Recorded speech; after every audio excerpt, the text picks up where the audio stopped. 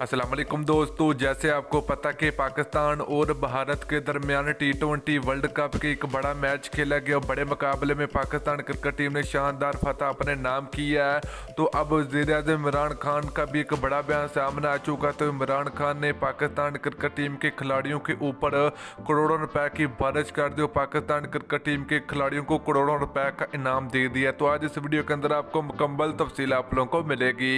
तो दोस्तों, से पहले अगर आपने अभी तक वीडियो को लाइक नहीं किया तो वीडियो को लाइक करें, उसके बाद चैनल को सब्सक्राइब करें और बेल आइकन जरूर अनेबल करें ताकि आप लोगों को मजीद क्रिकेट की वीडियो मिलती रहेगी।